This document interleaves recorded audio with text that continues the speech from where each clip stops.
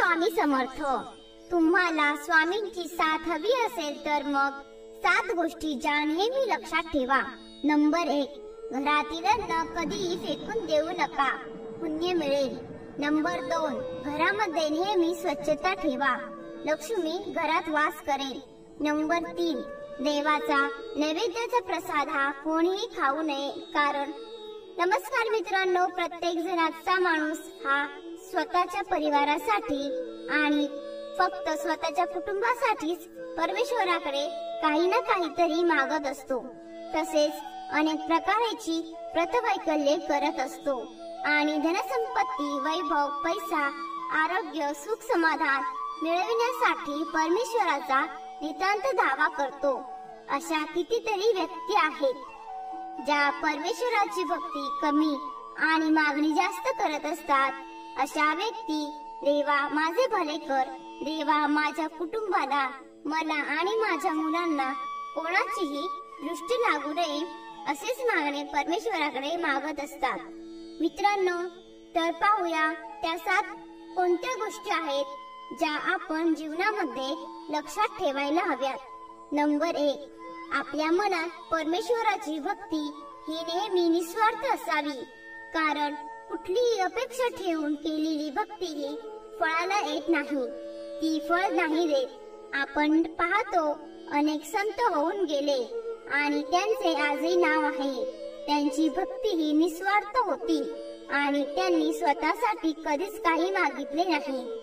तसेच त्या महान संतांनी स्वतःच्या परिवारासाठी देखील काहीच मागितले नाही।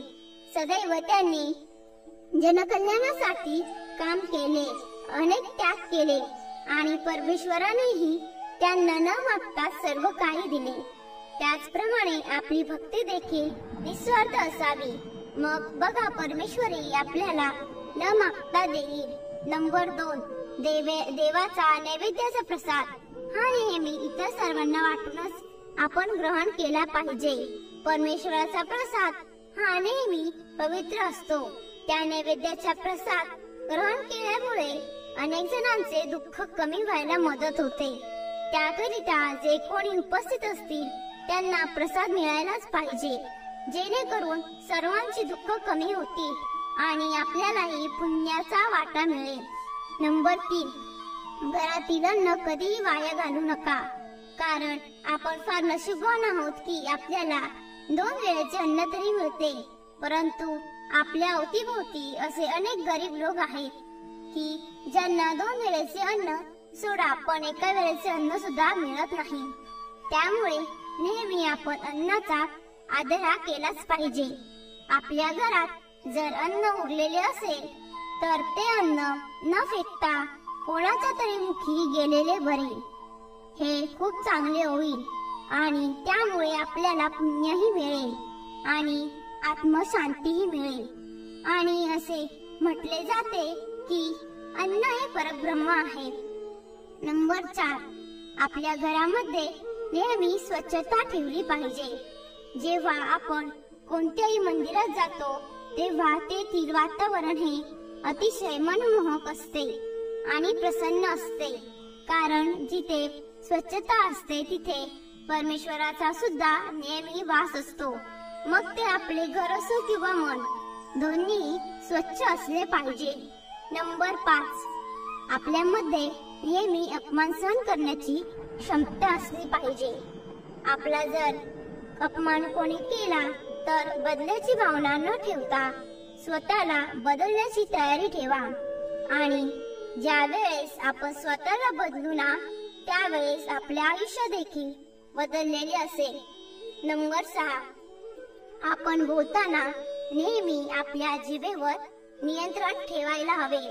बरीच माणसे अशी असतात समाजात जी बोलताना विचार नाही करत, बरेच काही वाईट शब्दांचे उच्चार करतात, तसेच कुठलाही विचार न करता कोणालाही सहजरित्या काहीही बोलून जातात, परंतु त्यांच्यामुळे समोरच्या व्यक्तीला किती त्रास होतो हे त्यांना कळत नाही। ते म्हणतात ना, धनुष्यबाणापेक्षाही माणसाचे बोललेले शब्द हे फार तीक्ष्ण असतात, म्हणून काहीही बोलण्या अगोदर आपण 10 वेळा विचार केलाच पाहिजे, मगच बोललेले पाहिजे आणि कोणालाही दुःख होता कामा नये.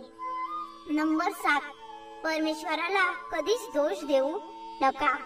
अनेक व्यक्ती अशा असतात, जर त्यांचे काहीही वाईट झाले की ते परमेश्वराला दोष देतात, परंतु परमेश्वर कोणाचेच वाईट करत नाही. ज्याप्रमाणे आपले आई वडील आपल्या मुलांचे कधीच वाईट करत नाही, परमेश्वर सुद्धा आपल्या आई वडिलांचे माता पिता आहे. मग देव आपल्या मुलांचे का वाईट करेल? उलट परमेश्वराला प्रेमाने साथ घालून बघा. परमेश्वर तुमच्या मदतीला नक्की धावून येईल.